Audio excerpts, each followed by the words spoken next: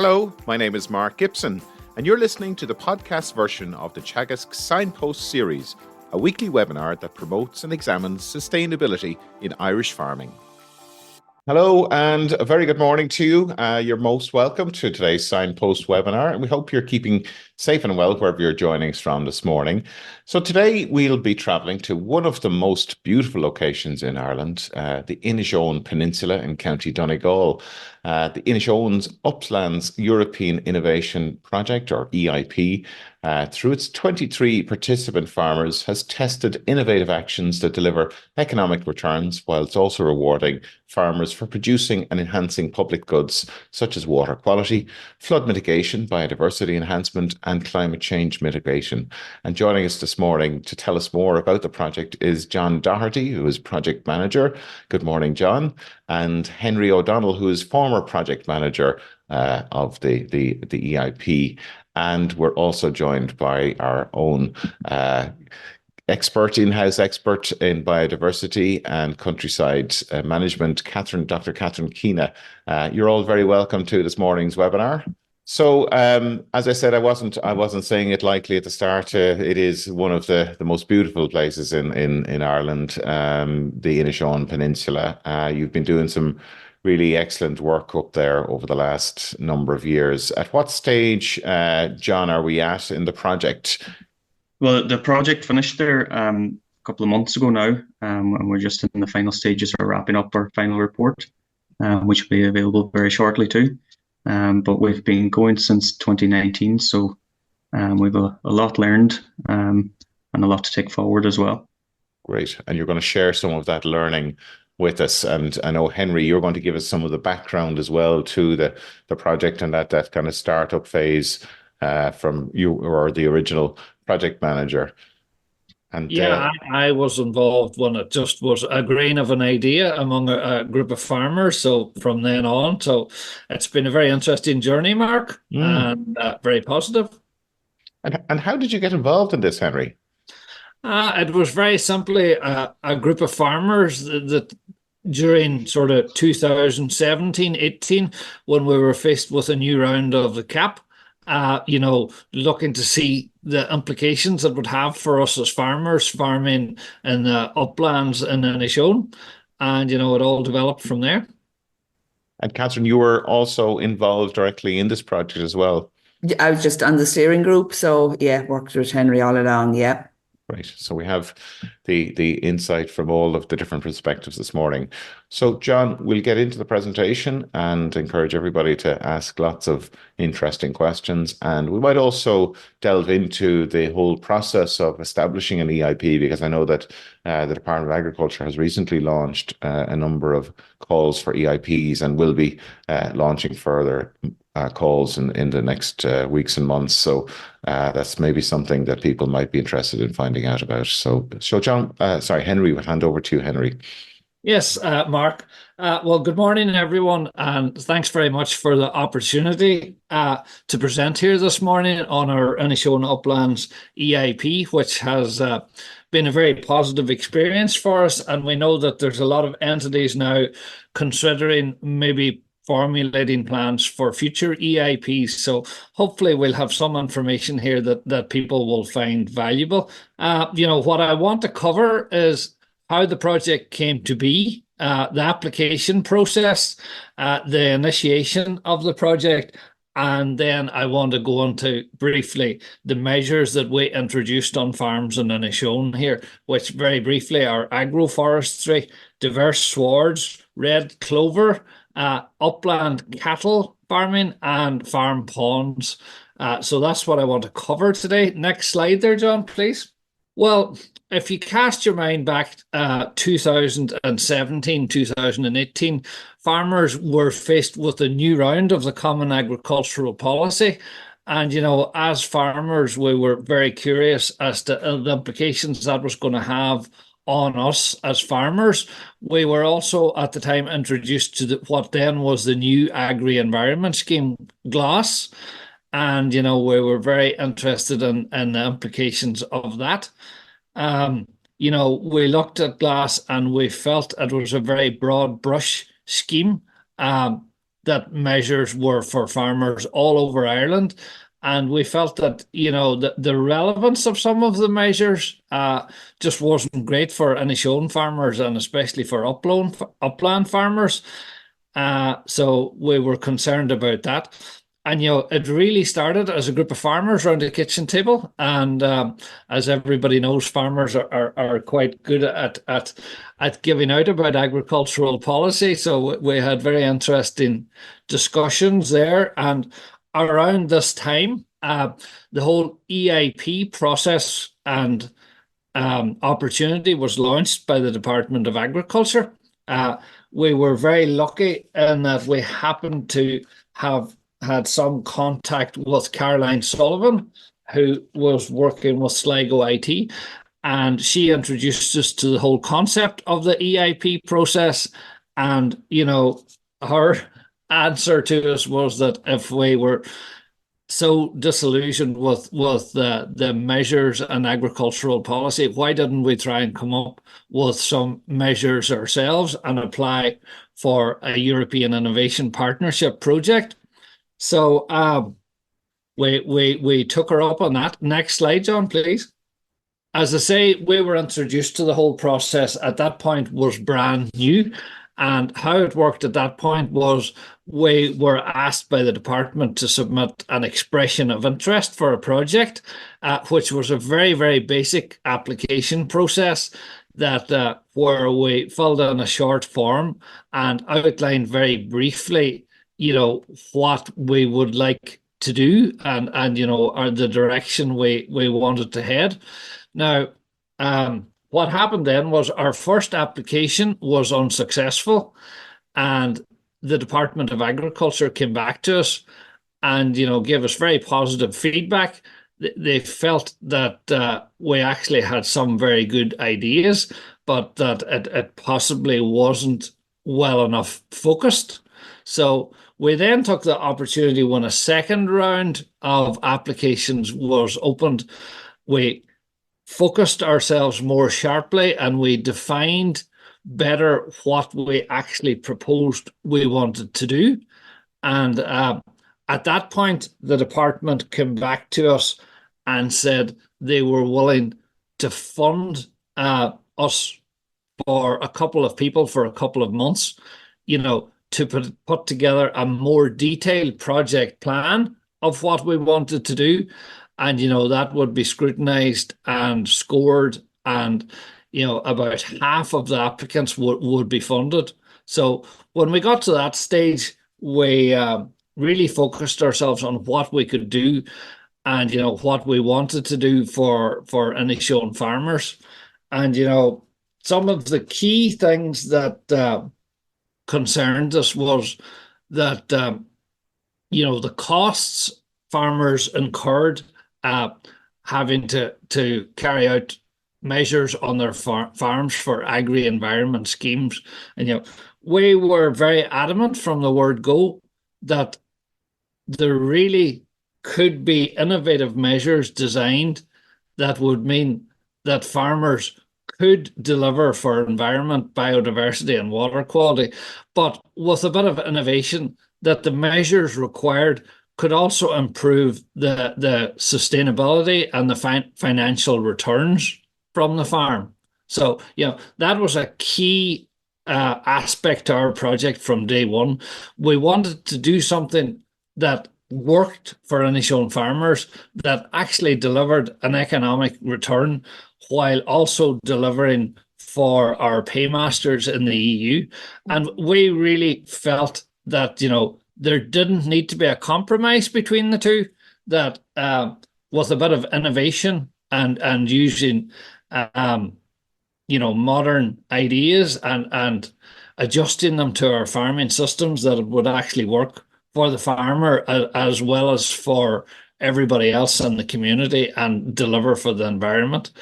So when we completed our project plan, thankfully we were successful and we were funded. We got a budget over the 5 years for almost €1 million for farmer action and to implement and administer the scheme. So next slide, John, please. So for people out there that may be interested in the whole idea of setting up an EIP, what we had to do at that point, we were still really a group of informal people around a kitchen table. So to deliver the EIP, we had to set up a legal entity. Our entity is called Inishowen Farm Innovations, and it's a company limited by guarantee. It's not there to make a profit or anything else. Its sole purpose is to administer the schemes and provide an entity that has good governance and that is fully defined for drawing down EU funds and managing those funds. So that was a relatively simple operation. We then gathered together an operational group, to deliver the project and, to take on board all stakeholders in the community and indeed in the wider region of Ireland. And that's where we were very lucky to have Keena from Teagasc joining us with her vast expertise. We had other people like our local leader entity joined it. We had Stephen Mahan from Teagasc as a forestry expert who provided a massive amount of information for us on forestry and agroforestry. And we basically appointed an administrator then, Ronan O'Doherty, and that was us good to go. Next slide, John, please. I want to now talk to you about the measures we introduced. As I said to you, all the measures we selected, we felt there was a valuable return to the farmer in creating these measures, as well as for environment, water quality, biodiversity, and climate mitigation. So agroforestry was one measure that we were very keen on. There's no history really of agroforestry on Irish farms at all. And we felt, that there was an opportunity here. In Inishowen, up to that point, forestry has been perceived as very negative. When I look out my farmhouse kitchen window, I see 3 family farms totally planted in Sitka spruce.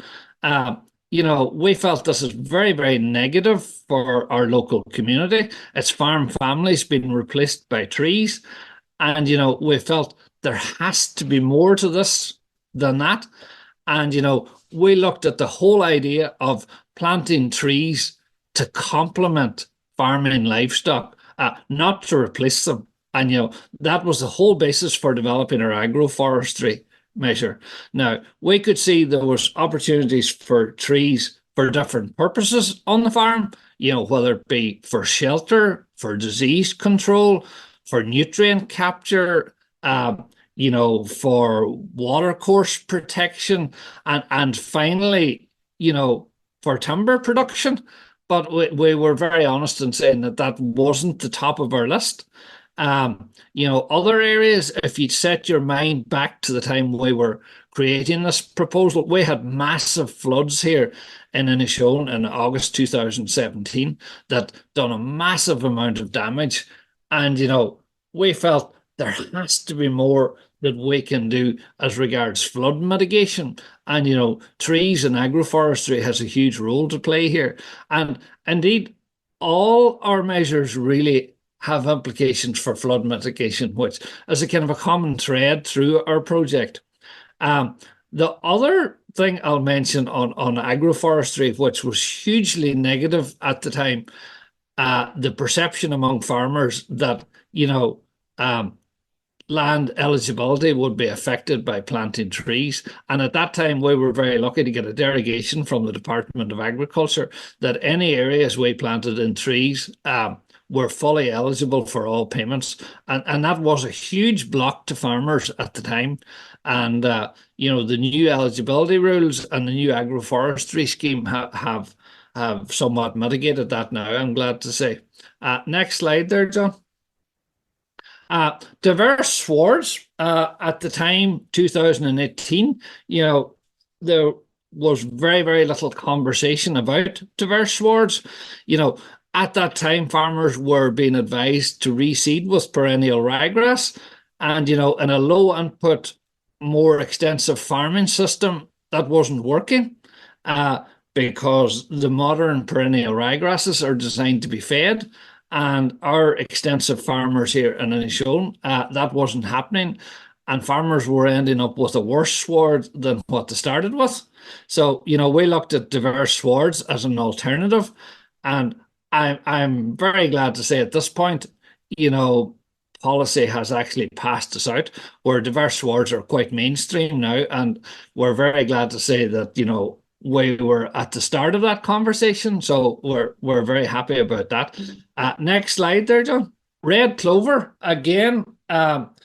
We saw this as an opportunity maybe to engage some of the practices organic farmers were carrying out, where our current silage making system was expensive with a lot of inputs and a lot of poor quality silage being made.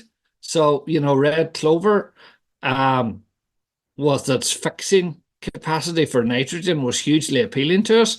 And again, huge issues around water quality were mitigated by using red clover swards. The high protein content of the red clover silage, meant that our farmers could use less concentrate feeds, which was saving them money. And the rooting structure of a red clover sward with the deep taproots of the clovers, again had huge implications for water infiltration and again onto flood mitigation. Next slide, John. The upland cattle, I find a very interesting measure, and there's still a lot of work to be done here. But at that time in Inishowen, we have lots of uplands, and really the elephant in the room was that they weren't being used. There was issues coming down the road about agricultural activity, for the simple reason that hill sheep weren't profitable. And I have mentioned labor intensive, but that doesn't really catch it. It's the physical labor involved in managing sheep in these upland situations. It really didn't lend itself to our aging farming population, and that was putting more pressure on it. And we could see at this time that a lot of the uplands were starting to become undergrazed, and all kinds of complications where big areas of millennia were being created, and that was a fire load, and it just was exacerbating the decline in the biodiversity on the uplands as well. Now, in Inishowen, we have a history that the cattle did graze during the summer on the uplands, probably in my grandfather's time. So, it wasn't that foreign to farmers here. So we were adamant that we had to trial this. And from a financial point of view, the reality is that the uplands were a free grazing platform for farmers in Inishowen that they weren't using, because there's absolutely no costs other than the management of the animals. Now, a very positive measure that has opened up lots of possibilities going forward for conservation grazing on the uplands, and for managing our uplands properly. There's also a conversation to be had here about the fabulous quality of the beef produced in this system. So very, very positive, and John will go into some of the results. And it's one area we feel there needs to be more research and more activity carried on so that we can fine-tune it, with the use of GPS collars and all kinds of modern technology, which really make it very easy. Next slide there, John. Our last measure, in no particular order, was at farm ponds. We got all our participants to put at least one farm pond on the farm. Now, it was at the time, it was a very, very simple way to add to biodiversity, because nobody's going to argue that the ponds haven't got huge amounts of biodiversity and attract a huge amount. Really, I suppose behind it, what we wanted to do is start to engage with farmers about issues relating to water quality, because up to that point, farmers had really been advised, oh, that's a water course, don't touch it and don't even think about it. Whereas we wanted to start the conversation with farmers, what is happening water on your farm? What do you need to do to protect it? What can you do to improve the quality of it? And what can you do also for flood mitigation? So our ponds were a great success. From a farming perspective, there's a few of them are actually an alternative water supply for the farm, which is very positive. And, we can see in the future the whole area of micro hydro generation as something that has potential for farmers. And again, back to the common thread going through our project, flood mitigation. Massive implications on what farmers do with ponds and drains and water courses on their farms. And again, connected into agroforestry as to what can be done. Next slide, John, please. Not going to go into this too much at this point. We developed a farm plan for each individual participant. We had hoped to be able to use spatial mapping tools to actually identify the best sites for trees and ponds and all our measures. Now, to be honest, at that point, the technology wasn't just there. It is improving, and it will be a tool to use in the future. I mentioned existing schemes. We took the decision very early on that any areas that the farmer had engaged with a glass contract, that we didn't touch them at all, because our objectives were different and we didn't want to interfere with the farmer's eligibility for glass. Next slide, John.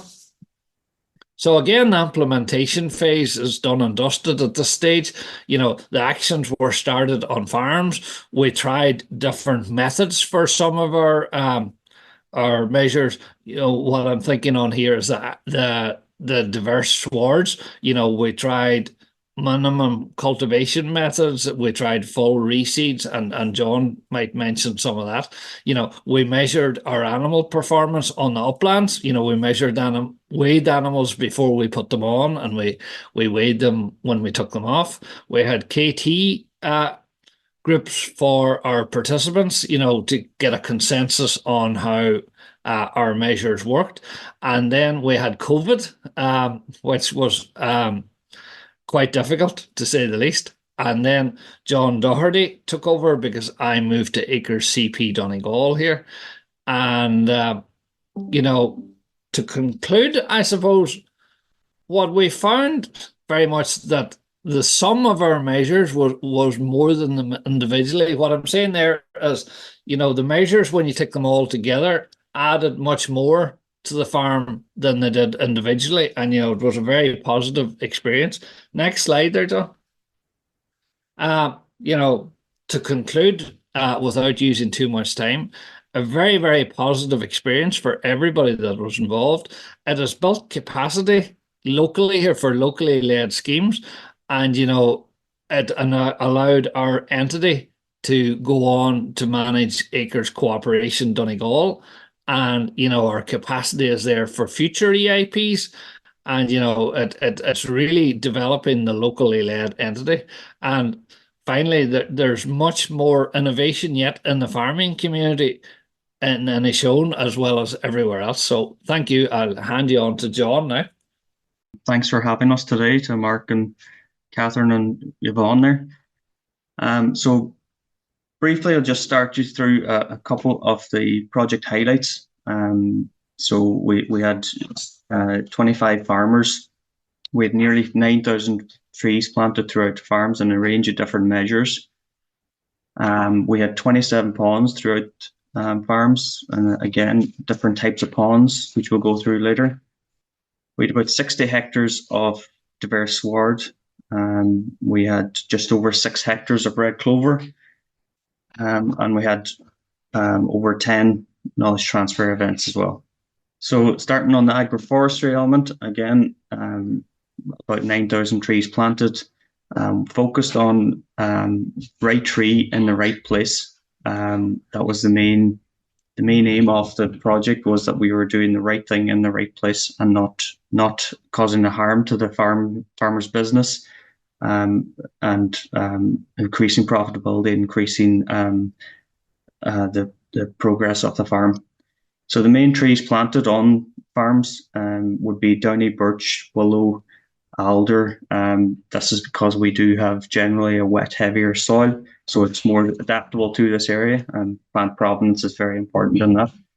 And then on the slightly better areas, we were going with the oak, the Scots pine, and the rowan as well. So as Henry mentioned briefly before about the perception of agroforestry, it was a big issue at the start of the project. But once the derogation was got there that the land was going to stay eligible, it increased planting. This is a chart from the farmers from the scheme. They see that agroforestry plots, over 80% of them see that agroforestry plots are beneficial on the farm, that farmers want to add shelter, want to add trees to the farm. It's just the red tape around it is the issue. So we had different types of planting carried out throughout farms, between riparian strips or zones, green living barns on productive areas. This could be rocky outcrops, an awkward corner or a field, a wet, rushy area. We had pont bren style hedges, and again, shelter belts, most popular area planted. And from the bar chart here, you can see the main reason farmers are planting these trees is to increase shelter. We have very high winds up here in the Inishowen Peninsula. We get a fair share of rain, so shelter is very important to farmers up in this part of the world. So we had 3 different types of planting through the scheme then. Option 1, and as you can see in this photo, is an enclosed area with trees planted with no tree guard. So these could be used for riparian zones, for living barns, for using on productive areas, etc. And then option 2 was an area with an enclosed area with a tree stake as well. So again, similar rules. It could maybe go in a bit more of an exposed site. And then option 3 was an unenclosed area with a tree guard and a stake as well. So the option on the left there is with the plastic tree guard, which is suitable for sheep. And option, or on the right hand side there, sorry, is the cactus tree guard that we've used. That's suitable for cattle as well. And there's been no issues with cattle scratching or sheep scratching off those either.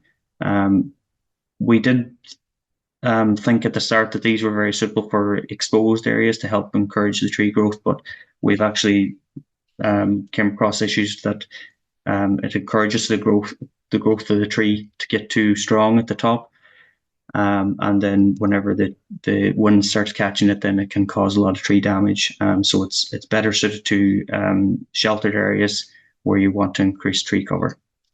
So our findings from something agroforestry, there is a substantial untapped potential in agroforestry across a range of areas on farms, but that flexibility has to be there to allow the farmers to plant them to their specific needs. So if they want to increase their shelter, if they want to make use of productive areas, if they want to create living barns which will allow them to get lambs and calves out earlier into the farms, that flexibility has to be there to allow that.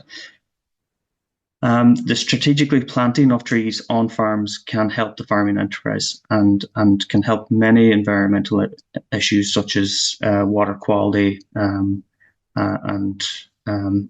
flood mitigation as well, as it can hold back so much water. Now, as the EIP is a short scheme, the trees on the participant farms are only really starting to show these benefits now for the shelter and water quality on these riparian areas, starting to create that. But we expect another 3 years minimum before animals are expected to get back into these living barns and get access to these areas again.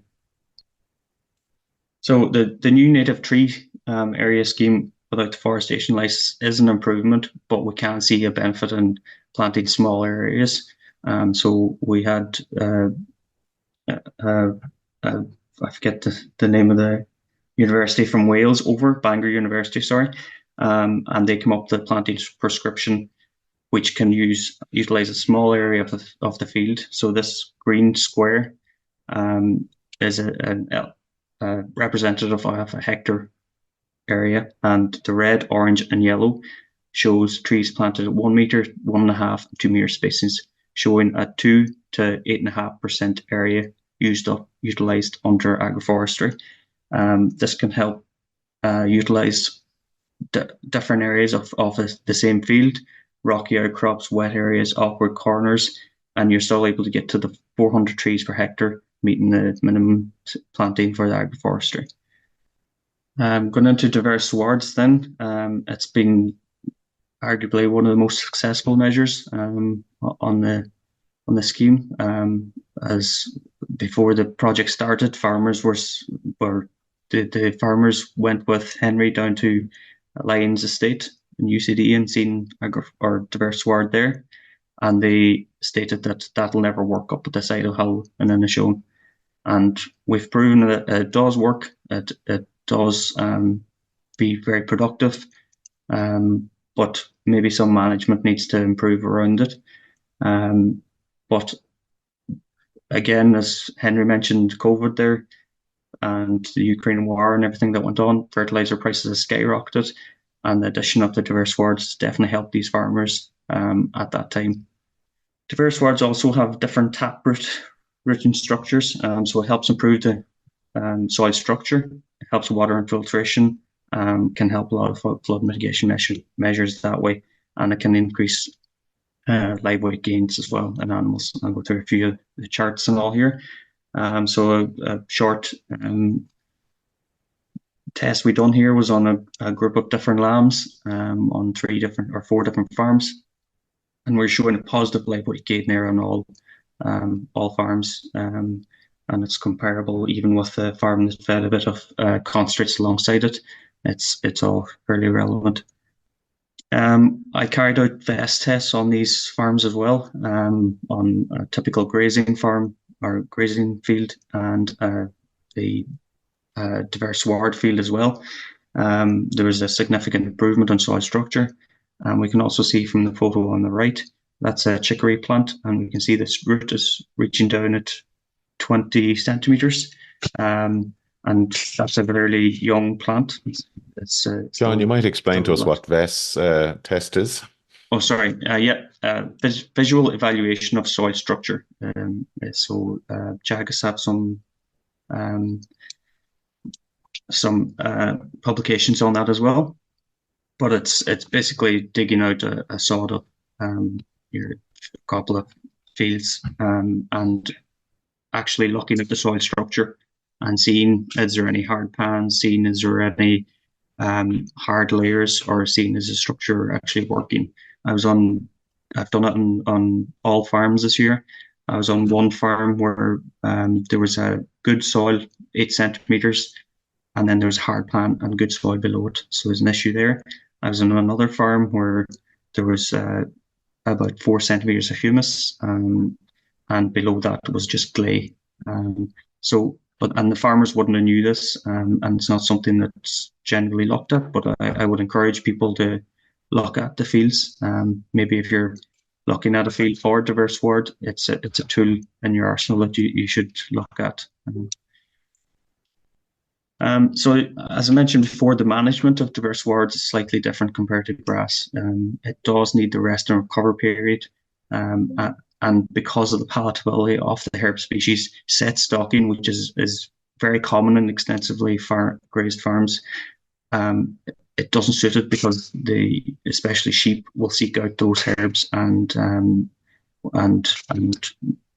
basically just stop the persistence of that plant. So the main challenges for the diverse swards then is weed control. It's an issue with no sprays allowed because of the clover, and the broadleaf sprays will kill it, and persistence is a big issue too. We did do a trial with KPM Soils here in Inishowen. They do trials with the County Council on Japanese knotweed treatment and different things. And a quick conversation I had with Kevin there, I asked him, could he bring that on to farm level? And he said he could. So it's all about the protozoa, the bacteria, the mycorrhiza of the soil. Different weed species come onto your soil for different reasons. So thistle likes low organic matter, compacted soil. So it's about addressing those issues and stopping the prevalence of these weed species. So he has given some recommendations there. He did apply some liquid amendment, which he makes from a tea from compost and spread it on the land. Again, allowing the land to rest for extended periods of time and implementing rotational grazing. But this is a short-term project or trial and definitely needs more looked into as well. The findings from the diverse ward, they do struggle on the heavy peat-based soils, and they do need extra care on those. Again, they need more lime for the clover especially. Field selection should take into account weeds present at the start, and again, the VEST test and tests like that should definitely be taken into account too. And a greater uptake of rotational grazing will help improve the persistence of these plant species and help to control the weeds. And then red clover. So we had just over 6 hectares of red clover sown on 4 farms. We had a low intake or uptake of this measure.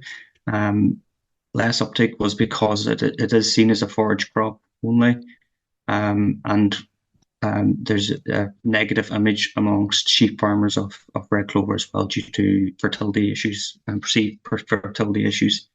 But it can have huge savings as it requires no nitrogen fertilizer. So a trial we done on red clover silage. This was 2 groups of Frisian bulls. They were fed red clover silage and meal, and another group was fed grass silage and meal. And there was a difference there of just under 20 kilos over a 2-month period. But I would say that it doesn't look great. It's not a great photo there, but it doesn't look like a great silage product.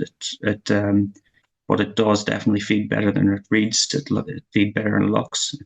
We've had farmers tell us that if they put a bale of good grass silage beside a bale of red clover silage, the red clover silage will be got at first. It's a very good high protein crop.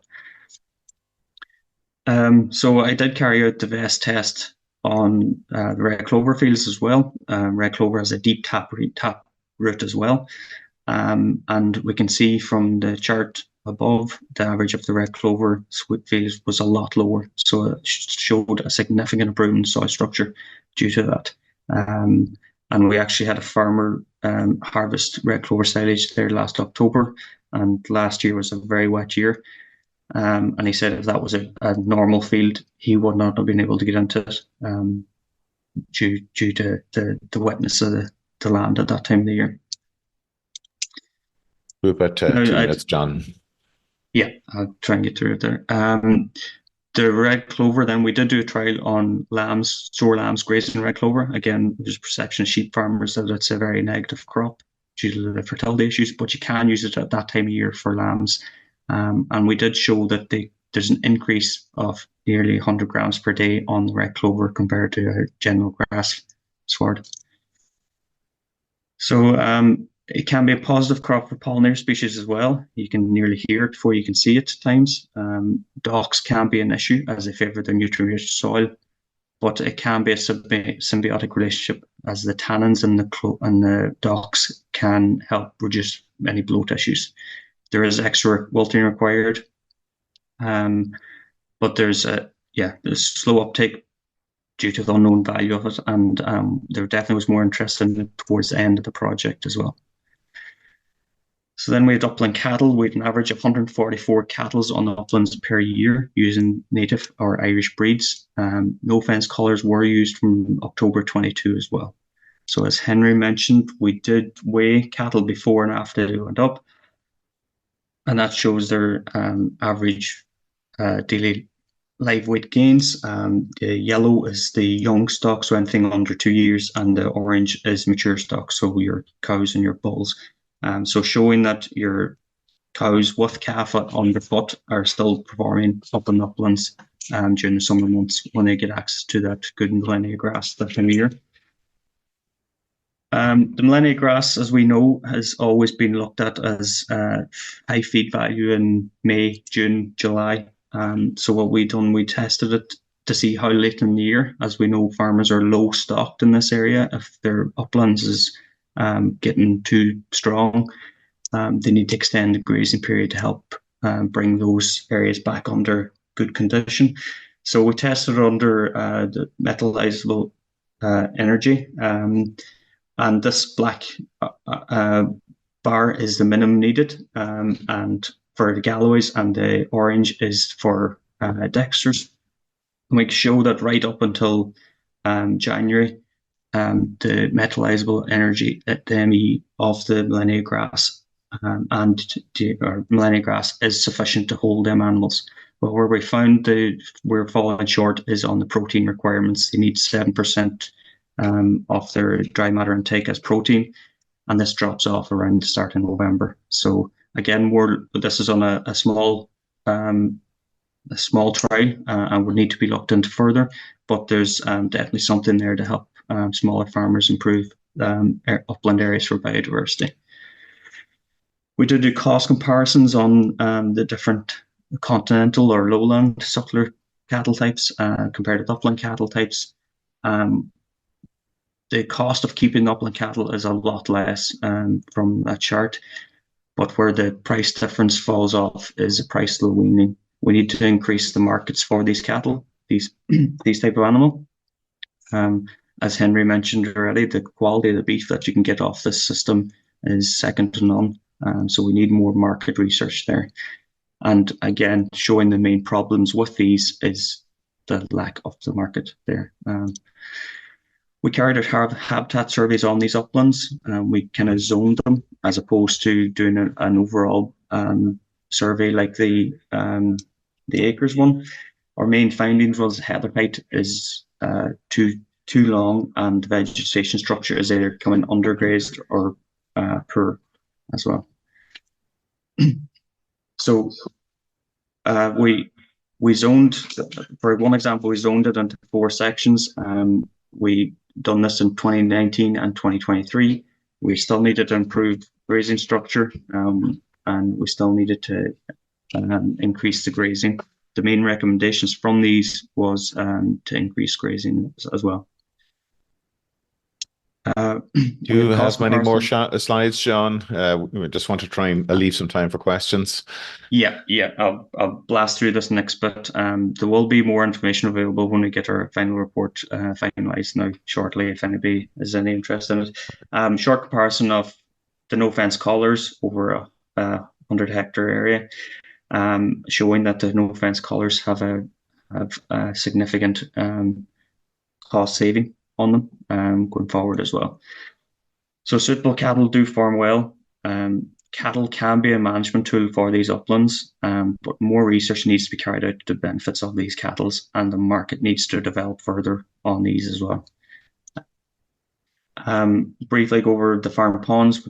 So we had 3 different types of farm ponds: biodiversity ponds, sediment silt catching, and water storage ponds. And we also developed a pond scorecard, farm pond scorecard, with our local Inishowen Rivers Trust. Now there's more development needed on this scorecard, but we have started that conversation, and we've found it very useful so far. We did sample ponds for phosphorus levels to see what we're capturing off these areas. And the chart on the right there is the pond scorecard results, showing the average pond scored just under 50. Developing the farm ponds, farms were developed to increase biodiversity, and due to the payments that were issued, we do have publications there with the Rivers Trust on how to develop it, how to design it, and what's the benefits of that as well. So farm pond score, the scorecard needs to be developed further, and can be an aid to establishing more ponds even as it is. More detailed guidance can help further develop the pond functions on farms, which I think is very important to add that function to farms. And overall, farmers were very keen to add ponds, and I think if there's more knowledge of what benefits they can have and the functions on farms, I think we could definitely increase the level of ponds on farms too. Now, we have developed an Inishowen Uplands Farmers Handbook, which is available. If anybody wants a copy of it, please get in contact.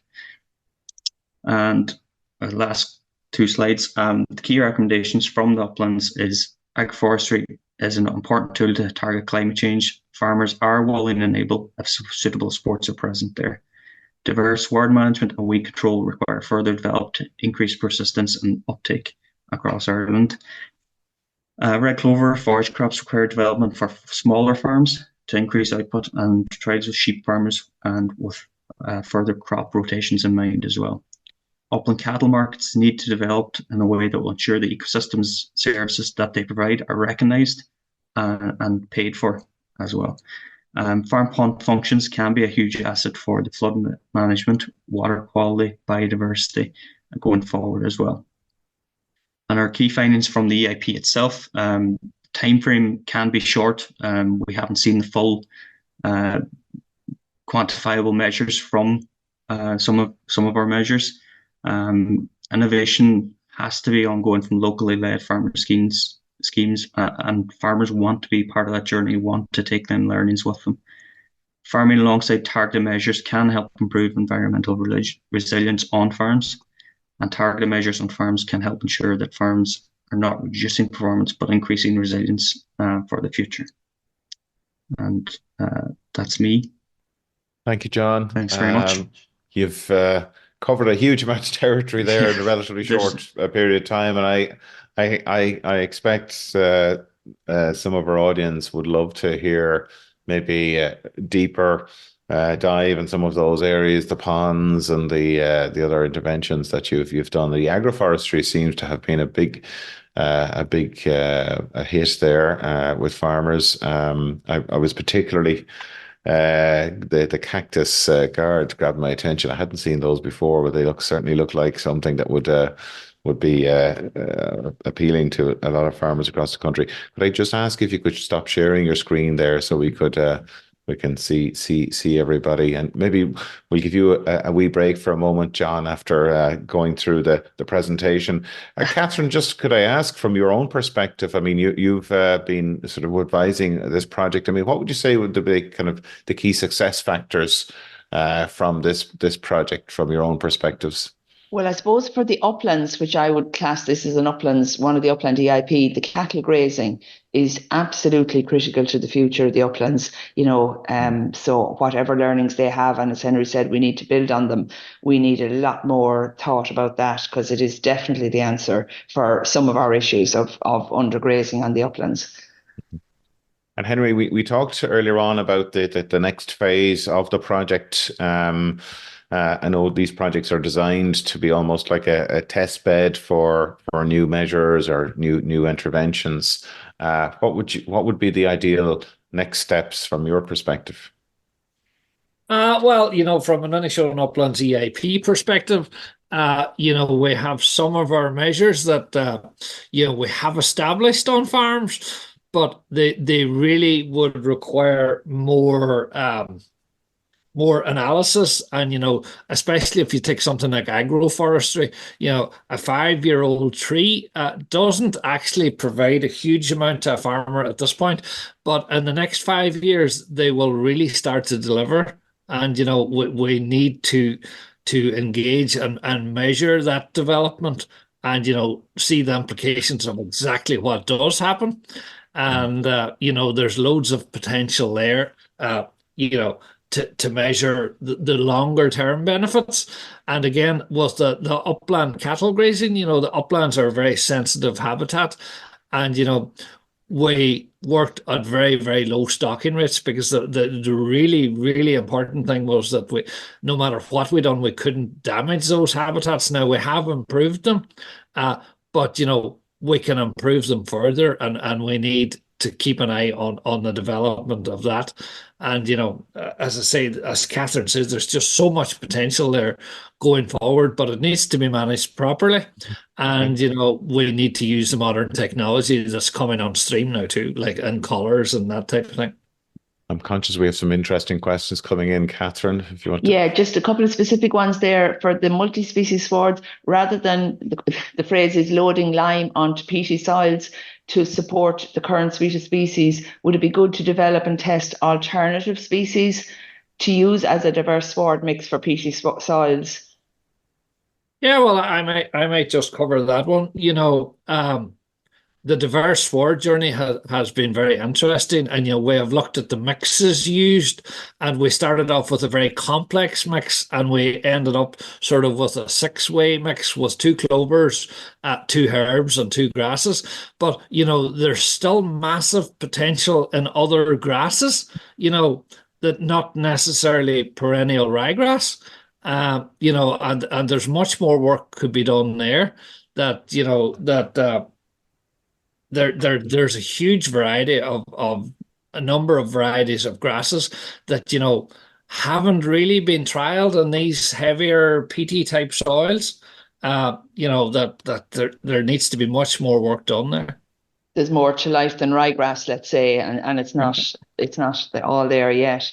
Was any riparian strip planting carried out in an SAC, and if it was specific approval required from the NPWS? Well, we engaged very, very closely with NPWS before we done anything. And, the reality for us was there were so many opportunities on farms for planting trees that, we had no farm that was totally in an SAC.